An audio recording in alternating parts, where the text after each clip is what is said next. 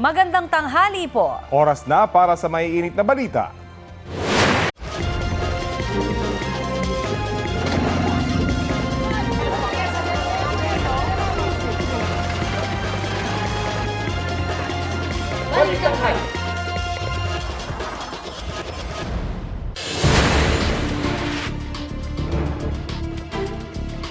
Mainit na balita, isang helicopter ang bumagsak sa Pililla, Rizal ngayong pong umaga. Dalawang nasawi ayon kay Mayor John Masinsin. Sabi pa sa alkalde at batay po sa pahayag mula sa Rizal Police Provincial Office, 7:27 ng umaga nang bumagsak ang helicopter sa Upper Barak sa Barangay Kisaw. Agad namang rumisponde ang mga otoridad. 5 ang lahat ng sakay ng bumagsak na helicopter. Ihatid namin agad kung may iba pang makakalap na kumpirmadong detalye. Patay ang isang lalaking estudyanteng taga Cavite na nagpaalam lang daw na pupunta sa isang outing. Batay sa mga pinsalang tinamo ng lalaki sa katawan, hinala ng kanyang pamilya na biktima siya ng hazing. Balitang hatid ni Bam Alegre. Kagabi lang naiuwi ang labi ng 19 na taong gulang na college freshman na si Kenneth Alcedo sa kanilang bahay sa Dasmariñas, Cavite para iburol. Linggo ng madaling araw huling nakita ng pamilya Alcedo si Kenneth na nagpaalam daw noon na sasama sa isang outing. Pero inabot na ng gabi, wala pang paramdam si Kenneth. Hindi rin makontak ang kanyang cellphone ayon sa kanyang ina. Bandang alas 9 ng gabi nitong linggo, ilang kaibigan ni Kenneth ang nagpaabot ng mensahe na nasa isang ospital sa General Trias, Cavite ang binatilyo at wala ng buhay. Agad daw nagpunta ang mga magulang ni Kenneth sa ospital. Pagdating po namin doon, tinanong namin kung nandun ba si Kenneth Alcedo. Sabi ng counter o yung information na wala silang alam na Kenneth Alcedo. Until such time na pinakita namin yung larawan ng anak namin. Ayun na nakita nila na yun na yung batang o yung taong dinala ng 3 kalalakihan at bigla na lang iniwan at nagpulalas daw yun. Nung pinipigilan silang wag umalis sapagkat kukuran sana sila ng salaysay. Dahil po ang declared po ng 3 yun ay isang hit and run yung anak ko. At sila daw po ay isang concerned citizen. Ayon sa kanyang tatay, may mga pinsalang tinamo si Kenneth na posibleng indikasyon ng hazing. Ang sabi po sa punerarya po, yung may-ari ng punerarya dito sa Tracy na pinaglagakan ng bangkay ng anak ko ay wala pa naman kasi yung resulta, sir. So mahirap pong ma-preempt natin yung maging resulta. Pero kung pagbabasihan nung sinabi ng may-ari ng punerarya ay isang victim po ng hazing yung anak ko. Sobrang lasog po yung ng hita sa likod ng paa ng anak ko po. Tapos marami pong parte sa may balita pa kami. Hindi lang po balita proven po na yung ari po ng anak ko sinilagyan po ng sili nakuha po sa kanya pati sa puwit po niya. Mayroon pong sili doon po ako parang sobrang aawa sa anak ko at sobrang galit na po ako sa mga gumawa po nito. Dahil parang nababoy po ng gusto yung anak ko. Sabi ng doktor na tumingin sa biktima, kapansin-pansin ang pangingitim ng mga labi. Natanggal din ang ilang ngipin, duguan, ang mga kuko at puro pasa sa mga hita. Sabi ng pulisya, dinala si Kenneth sa ospital ng 3 lalaki pasado alas 2 ng hapon noong linggo. Patuloy na tinutugis ng pulisya ang 3 lalaki. Inautopsy na ang labi ni Kenneth at hinihintay pa ang resulta nito. Iniimbestigahan pa ng pulisya ang pagkakakilanlan ng mga nagdala kay Kenneth sa ospital, pati ang sasakyan na ginamit umano nila na iniwan sa isang liblib na bahagi ng Cavite. Nanawagan po kami sa kung saan siya po nag-aaral. Dahil po, kaya ko po in-enroll yung anak ko dyan. Dahil feeling ko po, safe siya. Yung gumawa po ng karumal-dumal po na pagpas lang o hising sa anak ko. Sana, sumuko na sila. Mahal na mahal po namin yung batang yan. Sobrang mahal na mahal po. Parang binubuhos namin yung buhay namin. Yung mga namin na para sa kanya. Para sa kanyang future. Marami po kaming pangarap sa kanya. Nasa isang iglap po bigla po naglao. Bam Alegre, nagbabalita para sa GMA Integrated News. Muling nagbabalik ang hanging amihan. Apektado po nito ngayon ang extreme northern Luzon, partikular sa mga isla ng Batanes at Babuyan ayon sa Pag-asa. Patuloy namang umiiral sa iba pang bahagi ng bansa kasama ang Metro Manila ang mainit na easterlies. Magiging mainit muli at maalinsangan ang panahon sa maraming lugar.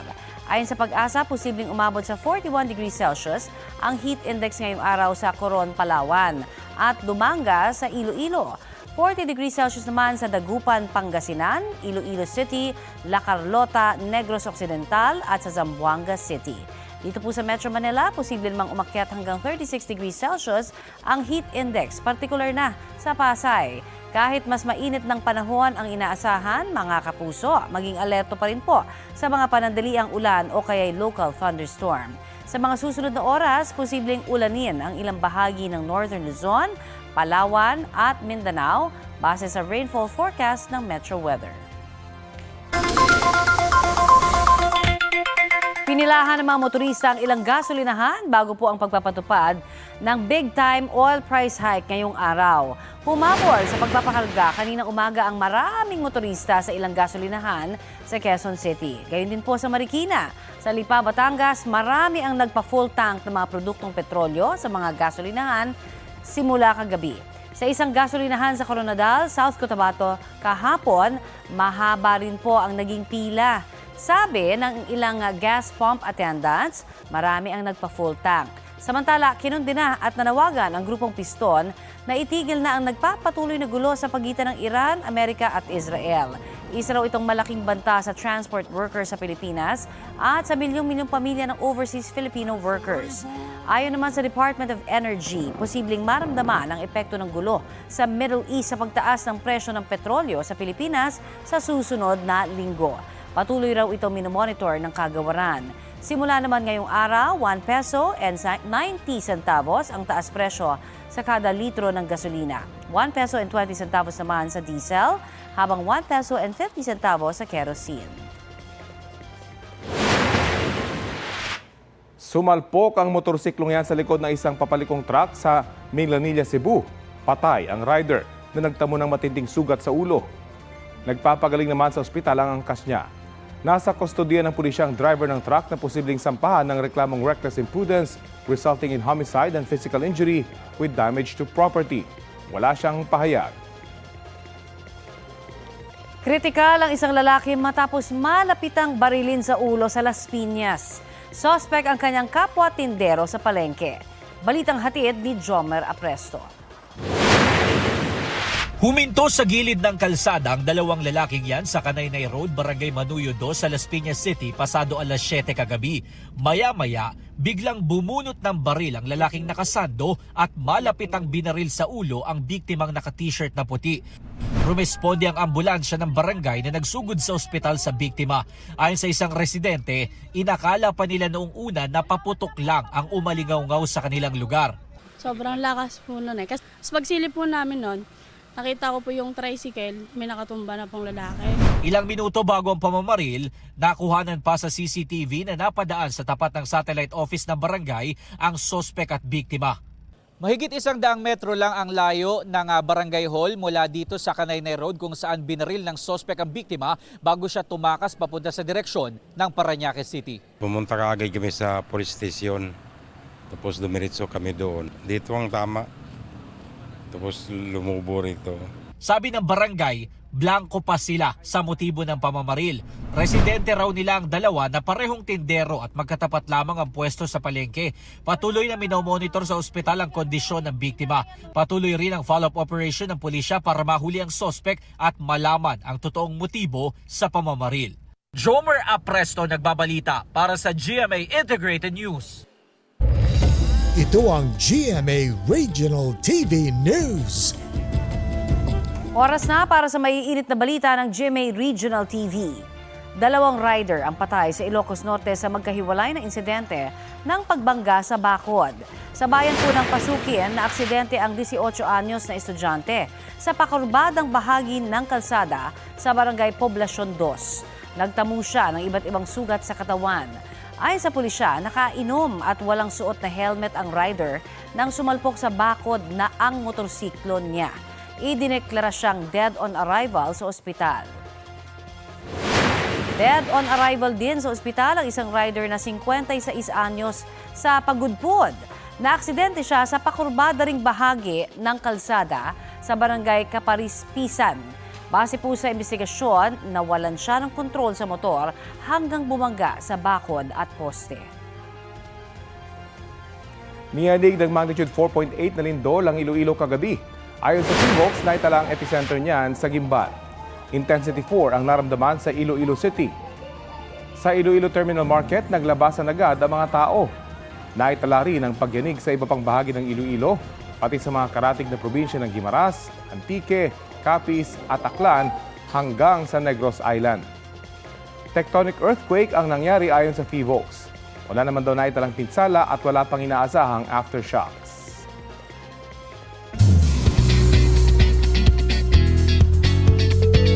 Tuesday latest mga mare at pare, certified pinalaki ng sex bomb ang The Secrets of Hotel 88 stars na sina Will Ashley at Cyril Manabat.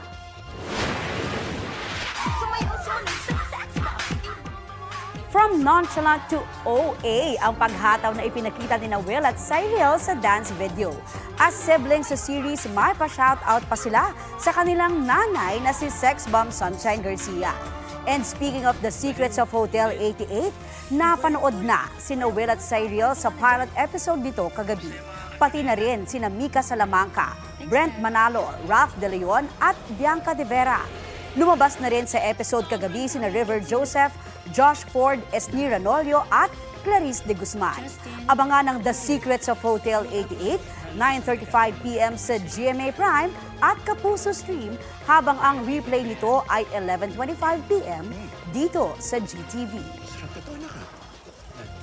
Tinukoy bilang sufficient inform ang 2 sa 4 na impeachment complaints laban kay Vice President Sara Duterte. Isinantabi naman ang unang reklamo habang binawi ng complainants ang pangalawa. Dapat ideklara ring sufficient in substance sa mga reklamo bago ito pagbotohan sa plenaryo sa Kamara kung uusad ito pa Senado. Balitang hatid ni Tina Panganiban Perez. 4 na impeachment complaints ang inihain sa Kamara laban kay Vice President Sara Duterte. At sa deliberasyon ng House Committee on Justice, sufficient inform, so ruled. Idineklarang sufficient inform ang 3 at ang 4 na reklamo. Isinusulong na grounds for impeachment ng Vice Presidente ang culpable violation of the Constitution, betrayal of public trust, graft and corruption, at other high crimes.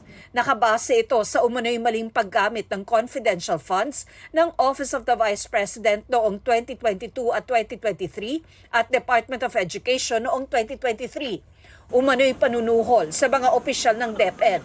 Pagkontrata sa isang gunman para umano ipapatay ang Pangulo, First Lady at dating House Speaker. Hindi pagdeklara ng lahat ng kanyang mga ari-arian sa kanyang SALN at pagsusulong ng political destabilization at sedition. Inihain ang 3 reklamo ng mga pari, madre at grupo ng mga abogado at inendorso ni ML Party List Representative Laila De Lima. Isang attorney Nathaniel G. Cabrera naman ang naghain ng 4 na reklamo at inendorso ni House Committee on Human Rights Chair Benny Abante Jr. at Deputy Speaker Paulo Ortega V. Ang 2 namang impeachment complaint na inihain ng ilang civil society groups at inendorso rin ni De Lima at ni Akbayan Party List Representative Percy Sandanya, binawi ng complainants para suportahan na lang ang 3rd impeachment complaint at mapabilis ang proseso. Tinanggap at inaprobahan ito ng komite. Isinantabi naman ng komite ang unang reklamo na inihain ng iba't ibang progressive groups na inendorso ng mga kongresista mula sa Makabayan Bloc. The chair set aside the first impeachment complaint. Kasunod ito ng pagtatalo sa komite kung labag ba ang unang reklamo sa 1-year bar rule dahil inihain ito noong February 2. Nakasaad kasi sa July 2025 decision ng Korte Suprema na dapat walang bagong reklamo bago ang February 6. The Supreme Court in its decision noong July 25 to 2025 clearly said that no new impeachment complaints, if any, may only be commenced no earlier than February 6 of 2026.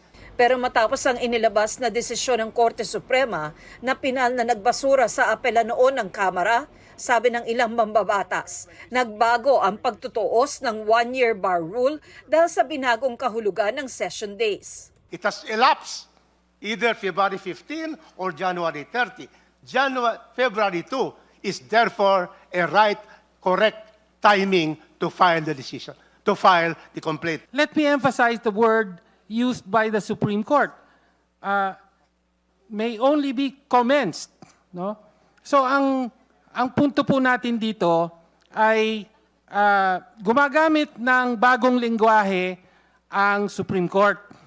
No, the one-year bar rule, as we established earlier in the Constitution, speaks about initiation of impeachment proceedings. Yun po ang pinagbabawal. Hindi po kasalanan ng mga complainants na they relied on the latest redefinition, reinterpretation by the Supreme Court. We followed what is under the rules of the House. But the House is not the problem. It is the other department. When the impeachment complaint was forwarded to the Senate, it was used. That's why we are trying to be careful. Ang kampo naman ni Vice President Sara Duterte, hindi raw muna magkokomento. Patuloy raw nilang imomonitor ang mga pagdinig at magbibigay lamang ng pahayag kung kinakailangan. Tina Panganiban Perez, nagbabalita para sa GMA Integrated News. Hulikam sa Quezon City, tinangay ang isang nakaparadang motorsiklo. Sa tulong po ng CCTV, natunton ang isang sangkot umano dahil sa kanyang tattoo. Balitang hatid ni James Agustin. Masdan ng isang lalaki na naglalakad papalapit sa mga nakaparadang motorsiklo sa bahaging ito ng Barangay Talipapa, Quezon City. Kahit nakadamit na, nagsuot pa siya ng isa pang damit bago sinakyan ng nakaparadang motorsiklo. Maya-maya pa inatras na niya ito at tuluyang tinangay. Bago niya nakuhanan din siya sa CCTV, nasakay sa isang motorsiklo kasama ang umano'y kasabwat. Ayon sa pulisya, ipinarada na may-ari ang kanyang motorsiklo sa labas ng kanyang pinapasukan trabaho. After 2 hours, bumalik siya para i-check yung motorsiklo niya. Ngayon, pag kasi kukunin niya sana yung pagkain niya na iwan niya sa U-box ng motor niya, nagulat na lang siya, wala na yung motorsiklo niya. Naiwanan niya itong susi sa motorsiklo kaya madali itong natangay. Nang i-review ang kuha ng CCTV, doon na kumpirma na ninakaw ang motorsiklo. Ito rin ang naging susi sa pagkakaaresto sa isa sa mga sospek. Sa follow-up operation ng pulisya sa Barangay Bagbag sa Novaliches, naaresto ang 29 anyos sa lalaking kasabwat. Nakita natin yung isang marking sa isang suspect na merong tattoo sa kanyang kamay. So doon natin na-identify ito. Tsaka meron ng mga prior records kaya natunto natin ito agad. Nabawi mula sa sospek ang ninakaw ng motorsiklo at isa pang motorsiklo na ginamit nila sa krimen. Itinanggi ng sospek ang aligasyon. Wala, di ako kasama doon kung may CCTV. Maharap ang sospek sa reklamong paglabag sa new anti-carnapping law. Patuloy na tinutugis ang isa pang sospek. Maging maingat tayo sa ating mga motorsiklo. Huwag natin itong iiwan sa mga madidilim at walang tao. Lalong-lalo na, huwag nating iiwan ang susi nito nakasuksok lang sa susian. James Agustin, nagbabalita para sa GMA Integrated News. Ito ang GMA Regional TV News. Isang bangkay ng lalaki ang natagpuan sa ilog sa Barangay Santa Filomena sa Kalanasan, Apayao. Nakita naman ang kanyang motorsiklo sa bahagi ng Barangay Sinayan habang sa tabi ng tulay nakita ang cellphone niya. Batay sa pulisya, huling namataan ang biktima nitong Biyernes habang nakikipag-inuman. Inaalam pa ang sanhi ng kanyang pagkamatay. Ipatatawag din ng pulisya ang kanyang mga nakainuman. Nasa batang mahigit 100 milyong pisong halaga ng umano'y smuggled cigarettes sa Dato din Sinsuat, Maguindanao del Norte. Hawak na ngayon ng Western Mindanao Naval Command sa Zamboanga City ang 2 pump boat kung saan kinarga ang mga sigarilyo. Ayon sa mga otoridad, nagsasagawa ng maritime security operations ng Philippine Navy nang mapansin na walang navigational lights sa mga bangka. Ininspeksyon nila ito at doon tumambad ang mga kahon-kahong sigarilyo na walang mga dokumento. Walang pahayag ang mga sakay ng bangka. Patuloy pa ang investigasyon. Mahigit 2 milyong pisong halaga naman ng smuggled ding umanong sigarilyo ang nasabat sa Iligan City. Ayon sa pulisya, tinakasan naman ng van ang checkpoint sa Barangay Suarez. Hinabol ito ng pulisya at nakita na lang ang van sa isa pang barangay pero wala na ang driver. Nang buksan ng van, doon tumambad ang mga sigarilyo. Patuloy pang tinutugis ang driver at ang may-ari ng sasakyan.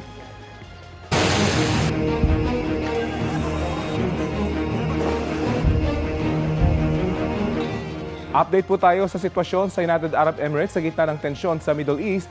Kausapin na natin si Philippine Ambassador to the UAE, Alfonso Ver. Welcome po sa Balitang Hali. Good morning, Rafi. Apo, kumusta po ang sitwasyon ngayon sa UAE sa gitna ng gulo sa Middle East? Nananatili pa rin naman na kalmado. Hindi mo siya, may mga alert kanina, madaling araw, alas 4, madali itong na-intercept at nananalig kami sa kapabilidad ng UAE, no? Na sa lahat ng mga drone o missile ay na-intercept nila. Wala pa naman po tayong balita ng Pilipino na nasalanta or malupa, no? So, but we are still proceeding here. Everything is calm. I would like to take this opportunity to say na yung mga nakikita niyo siguro may mga nagpapadala ng video dyan na magulo. It's very different here. Very patuloy ang mga nagsisimula ang araw dito at patuloy na rin ang mga parang business as usual din, but keeping in mind the safety precautions that were imposed by the host government. So sa initial sabo lang talaga, medyo nagkaroon ng damages dyan po sa area. Sa ngayon po, may mga missile pa rin pinapakawalan dyan, pero lahat po nai-intercept. Yes. Lahat, sorry, may pumasok. Hello? Yeah, go ahead po. Humupa na rin from Saturday, no? Pero meron pa rin pailan-ilan. Kanina ang umaga was the first today, matatlo, here in dito sa Abu Dhabi, no? Where the embassy is located. So, pag ganyan kasi may makukuha kang alert sa phone mo na the government is currently parang may situation nga na evolving. Tapos after sasabihin sa'yo, stay safe in your house, stay away from windows, from doors. So tapos at a few minutes may dadating na uli na text na okay, everything is clear but please continue maintaining following safety instructions. So we're well informed ng punto ko. Nalalaman namin na kung meron imminent danger at kung tapos na ito. Diyan po sa UAE may pinakamaraming Pinoy sa Middle East. Gaano ba kadami exactly yung mga Pinoy dyan at ano po yung main concern po ninyo para sa ating mga kababayan? We just say 1 million, ano? I think it's 980,000. But and the bulk is in Dubai. We have a consulate in Dubai, no? So mas marami mga Pilipino doon. Sikat yung Dubai. So generally, yung mga residents dito, mga nakatira dito, if they are secure, nananalig sila sa protection ng host government. We're addressing now din yung concerns ng mga na-stranded because as you know, Dubai is a talagang hub, no? So since the weekend, may mga na-stranded dito. Ang magandang balita dyan, you know, the government, part of its protection of all nationals here, they are providing free extensions in the hotels. Government will pay for it, UAE government, and pati yung mga rebooking, for example, sa Emirates Airlines, they will be rebooked without cost, so without any charges. So the advice now is just stay safe, yung mga nasa hotel, mga nasa bahay ng mga kamag-anak nila. Meron ng mga nagsimulang a few flights, recovery flights as of last night. So may announcement for example sa Emirates Airlines sa Dubai na makaka-receive kayo ng text kung okay, kung ma-rebook kayo and punta lang kayo sa airport pag may confirm na mayroon kayong na-receive na text. So maasa din kami na sana tuloy-tuloy na yan. Ano? Pero syempre, nag-iingat pa rin tayo na if the airspace is the coast is clear, ika nga. No? So, but nagsimula na yung mga ibang recovery flights. Bukod po sa mga nabanggit nyo na mga natatanggap na text messages, ano pa po yung ibang emergency protocols in place? Pinapayagan pa rin po makalabas yung mga residente sa UAE? Yes, although sa private sector, meron work from home option. Sa schools, distance learning ang pinapatupad ngayon. Kami sa embassy, of course, we are open to serve, and our lines are open, our hotlines, communication lines, together with our migrant workers office.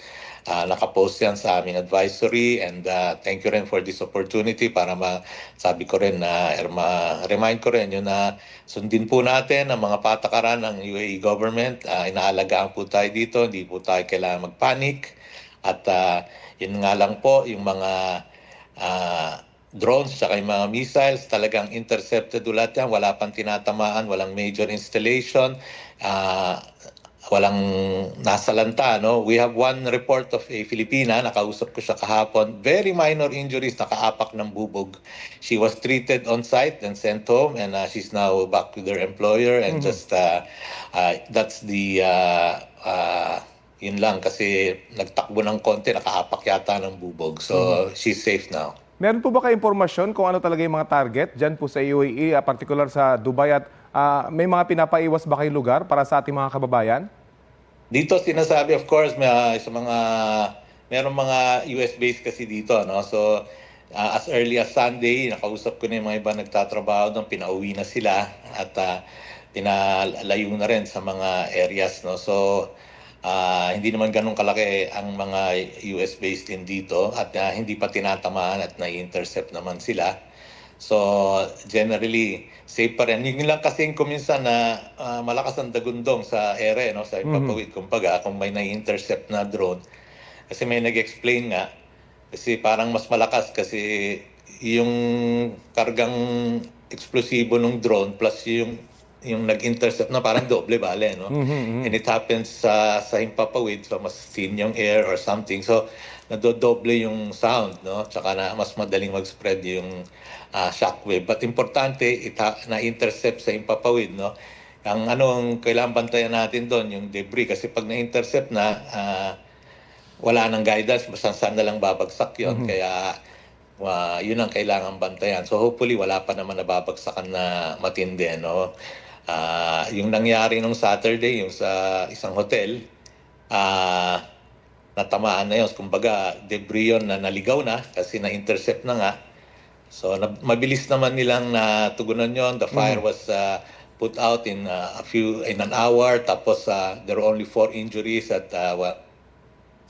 Kaya po mahalaga yung mga paalala na shelter in place kapag may ganitong warning dahil nga dun sa debris kapag na-intercept yung mga missiles at mga drones. Yes, Baka may paalala po kayo tama. sa ating mga kababayan dyan sa UAE at pwedeng dumulog kung kailan ng tulong. Nasa inyo po ang pagkakataon.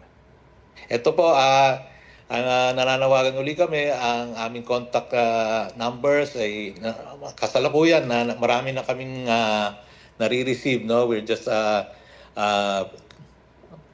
completing our database. So now, marami na nananawagan na. So, ang response talaga namin is first is follow the host government instructions. Stay safe in your houses.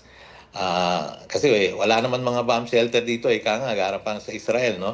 But the structures of the houses here are very solid naman, ano? So stay away from windows, stay away from doors, and listen only to official news and official sources kasi ang daming nagpapakalat. Nananawagan din ako sa mga nagpapakalat ng mga hindi totoong balita na wag na natin dagdagan, ano? So dito pati yung mga Pilipino naninibabaw din, sila na rin nagpo-post na hindi po totoo yung mga yan, hindi po wag maniwala diyan, wag magpanik, meron hong pagkain, tuloy-tuloy po ang proteksyon ng government. You know, last night ang presidente ng UAE si Mohammed bin Zayed at ang ruler ng Abu Dhabi, si Sheikh Maktoum, you know, they were at Dubai Mall having iftar na nagkape. It was very, to show to the people that we are confident in our security, in our safety, and it was a very strong message na manalig lang tayo. Okay. Mahalaga po yung panawagan ninyo laban sa disinformation dahil yan ang pwedeng magkapagpapanig sa ating mga kababayan. Maraming salamat po sa oras na ibinahagi nyo sa Balitang Hali. Thank you rin. Salamat po. Ingat po kayo dyan. Ingat po tayong lahat. Opo, si Philippine Ambassador to the UAE, Alfonso Ver.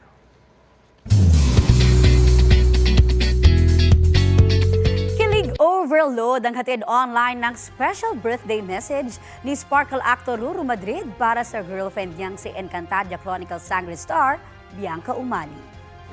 Sa kanyang Instagram post, isinare ni Ruru ang kanilang adventures through the years. Travels local and abroad, food trips at inattenda na concerts. Ang sabi ni Ruru, grateful siya sa isa na namang taong ibinigay kay Bianca at kung gaano siya kaswerte na si Bianca ang kanyang soulmate at kasama sa buhay. And speaking of Bianca, napapanood pa rin siya bilang si Sangre Terra. Sa latest episode ng Hit Kapuso series, nagsanib puwersa ang mga sangre para masira ang itim na brilyante na hawak ni Gargan, played by Tom Rodriguez. Pero nadiskubre nilang nakakulong dito ang Eve Tre o kaluluwa ni Terra. Ano kaya ang mangyayari kay Terra? Abangan yan gabi-gabi pagkatapos ng 24 oras.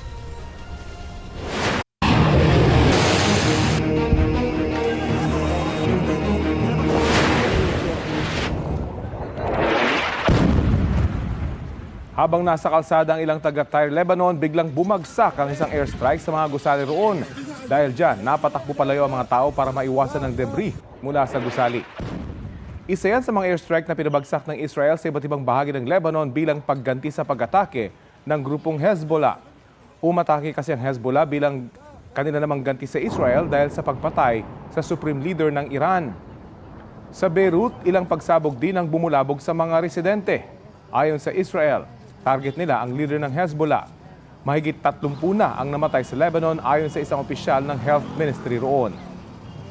Sa Iran, hindi naman bababa sa 555 ang nasawi mula nang umatake ang Israel at Amerika ayon sa Red Crescent Society. Ito na ang mabibilis na balita sa bansa. Isang truck ang naaksidente at humambalang sa bahagi ng Katipunan Avenue sa Quezon City kaninang madaling araw. Ayon sa truck driver, nawala ng preno ang truck kaya minabuti niyang ibangga ito sa Center Island para walang ibang madamay na motorista. Ligtas sila ng kanyang pahinante. Tumanggi namang magbigay ng pahayag ang may-ari ng truck. Dahil sa insidente, nagdulot ito ng pagsisikip ng daloy ng trapiko sa Katipunan Avenue. Pasado alas 6 na ng umaga nang maalis ang truck doon. Hawak na ng traffic sector ang driver at sasailalim sa investigasyon. Okay, may sunog sa baba. Nabulabog naman ang mga nakatira sa isang condominium sa Barangay Milagrosa sa Quezon City kaninang madaling araw. Ayon sa Bureau of Fire Protection, nasunog ang bahagi ng isang kwarto sa unang palapag ng gusali. Halos 50 fire truck ang rumisponde sa lugar at kinailangang gumamit ng breathing apparatus ng mga bumbero dahil sa kapal ng usok. Agad na nailikas ang nasa 4 na pamilya at mga alagong hayop doon. Wala namang nasugatang residente at nadamay na condo units. Tumanggi na magbigay ng pahayag ang pamunuan ng kondo habang iniimbestigahan ang sunog.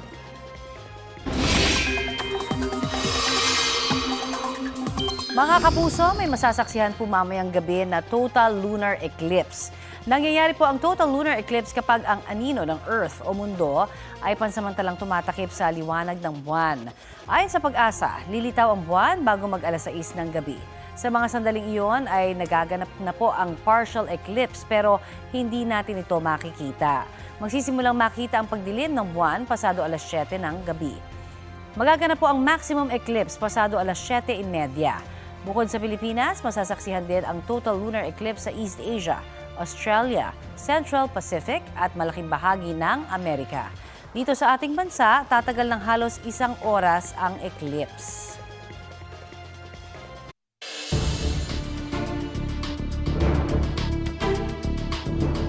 Mainit na balita, mahigit 1,000 Pilipino na ang humiling na magpa-repatriate mula sa Middle East sa gitna ng gulo roon. Ayon kay Pangulong Bongbong Marcos, halos 300 ang mula sa Israel, mahigit 20 mula sa Jordan, mahigit 200 mula sa Bahrain at Abu Dhabi, habang halos 600 sa Dubai. Sa kabila nito, mahirap pa raw ang magpa-repatriate sa pamamagitan ng pagbiyahe sa himpapawid o by land dahil sa pagpapatuloy ng palitan ng mga pag-atake sa iba't ibang bahagi sa Middle East. Payo nila sa mga Pilipino roon, manatili muna sa mga ligtas na lugar at huwag munang lumabas.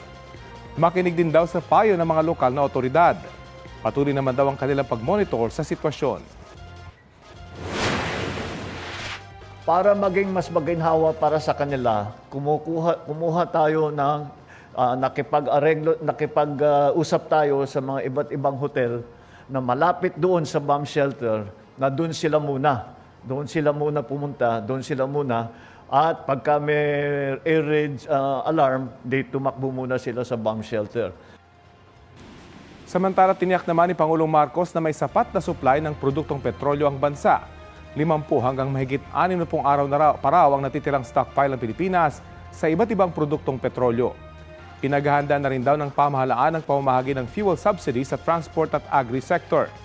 Para daw yan kapag lumagpas na ng $80 per barrel ang Dubai crude, ay maipamahagi na ito agad sa mga nasabing sektor. Plano rin daw ni Pangulong Marcos na kausapin ng Kongreso na bigyan siya ng kapangyarihan na ipag-utos ang pagtapya sa excise tax sa mga produktong petrolyo. We are also trying to look at the possibility of easing the transport cost burden to the to workers for the traveling public, providing maybe no fare bus rides along major routes, and maybe to hold fares down on the transport, our public transport facilities. And of course, we are now going to look for whatever subsidies we will need to provide so that hindi naman masyadong maramdaman ng working public ang pangyayaring ito. Samantala, update na po tayo sa bumagsak na helicopter dyan sa Pililla, Rizal. May ulat on the spot si Chino Gaston. Chino? Palasado, alas 7 ng umaga nang magulat ang mga residente ng sitio Upper Barak sa Pililla, Rizal nang bumagsak sa bakanting lote ang isang pribadong helicopter sa kayang 5 nitong pasahero. Sa lakas ng impact, naputol ang buntot ng helicopter na kulay itim na may pulang markings at tatak na Bell 505. Nabali din ang mga landing skid ng chopper at basag ang bahagi ng windshield nito. Ayon sa Pililla Police, sa 5 sakay ng helicopter, 2 ang tila foreign-looking at 3 naman ang Pilipino. Agad na isugod sa ospital, pasahero ng chopper pero sa kasamang palad, 2 ang idineklarang dead on arrival sa Morong Provincial Hospital. Hindi pa raw makausap ng matino ng mga pulis noon ang piloto ng chopper nang siya ay makalabas mula sa wreckage ng helicopter dahil tila in shock pa raw ito. Papunta na sa site ang investigation team ng Civil Aviation Authority of the Philippines, samantalang kinordona ng PNP ang lugar at pinalutan ng asul na lona para ma-preserve ang ebidensya ng helicopter. Yan ang latest mula rito sa Pililla, Rizal. Balik sa inyo, Connie. Maraming salamat, Chino Gaston. Sa punto pong ito'y kausapin na natin si Pililla Mayor John Masinsin. Magandang umaga at welcome po sa Balitang Hali, sir. Good morning po, Ma'am Connie. Yes, sir. Naipaalam na ba sa mga pamilya po nila ang nangyari sa mga sakay po ng helicopter? Yes po. So far, I was personally able to talk to 2 families already. However, dun sa foreign nationals po, we're yet to get in touch with their families. And we've assigned locators and a team na rin to look after the individuals, the patients, para kung sakali pong may movement, malalaman ng family nila kung saan sila dadalhin or ano patient po natin. May mga nadamay hubang residente sa nangyari hong pagbagsak na ito? Wala naman po. By the visuals of it, swak na swak siya sa bakanting lote. It's a residential area po, no? May mga bahay talaga doon. But the pilot was able to put it right smack at the middle of a vacant lot. So, yun po yung initial visuals natin. It's just walang 50 meters away yung pinakamalapit po na bahay doon sa crash site. Yes. I-clarify lang ho natin, sabi niyo may mga kasamang foreigner. Ilan po yun at ano po ang nationality? There are 2 foreign nationals and based on the identification found in them ay Malaysian po sila. Malaysian. At ito ho ba ay rental na helicopter or nandyan din ho ba kasama yung mismong may-ari? We cannot verify. What we know is that it's a civilian aircraft po na galing sa San Juan. Pero we don't know who owns it or ang alam lang po namin na en route siya sa Ginyangan, Quezon. So from San Juan to Quezon. So those are the only information we were able to extract kasi hindi pa po makausap ng maayos yung yung mga lulan. We're looking after their well-being. Medyo in shock pa po kasi sila Okay. when we last tried to talk to them. Sir, yung mga nasawi pong dalawa, pareho po bang Pilipino o hindi? We cannot disclose it yet because we haven't informed the family of one. Ayaw naman po namin sa news pa nila makita. Okay. We're waiting na makausap po yung pamilya nung namatayan mo mismo. Okay, marami pong salamat sa inyo pong ibinigay sa aming impormasyon at sa inyo pong oras. Thank you po. Yan po naman si Pililla Mayor John Masinsin.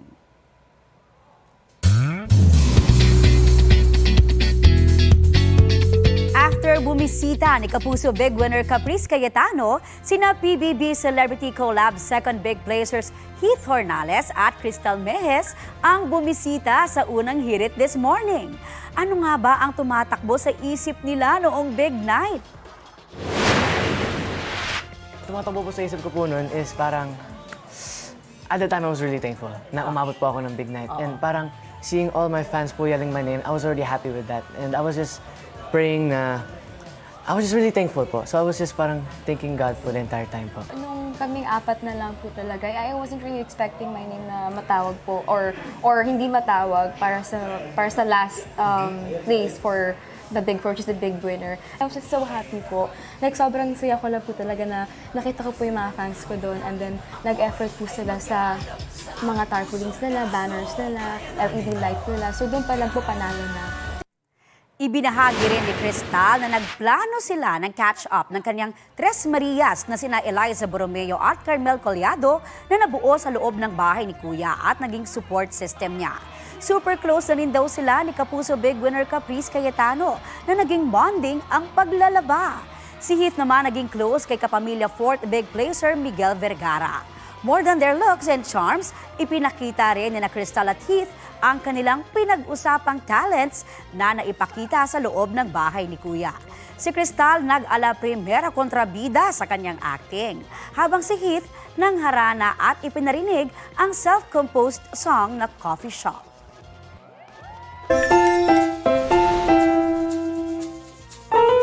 Kahit special day niya, kahit sa trabaho pa rin ang isang lalaki sa Pangasinan. 50th birthday man, tuloy pa rin siya sa pagtitinda ng buko juice. Kaya ang beloved customers niya may paandar para gawing memorable ang kanyang kaarawan. Special cake para sa iyo, Manong Rami. Yan ang golden birthday surprise sa buko juice vendor mula sa mga suking estudyante. Sukli raw yan sa lahat ng kwentuhan, life advice at pautang na rin natin ni Manong. Ang hindi alam ni na classmates, so surprisahin din sila ng tindero. Ang birthday wish kasi niya, makatapos sa pag-aaral ang kanyang mga suki. Sa comment section, thankful ang anak ni Kuya Rami sa sayang hatid ng mga estudyante sa kanyang papa. Ang ilang netizens naman, isang takal yata ang luha sa nakakaantig daw na video. 9.3 million na ang views niyan with 2 million hearts. Aba, Kuya Rami, kayo ay trending! Happy birthday. Ang sweet. At ito po ang Balitang Hali. Bahagi kami ng mas malaking misyon. Ako po si Connie Season. Rafi Tima po. Kasama nyo rin po ako, Aubrey Carampel. Para sa mas malawak na paglilingkod sa bayan. Mula sa GMA Integrated News, ang News Authority ng Filipino.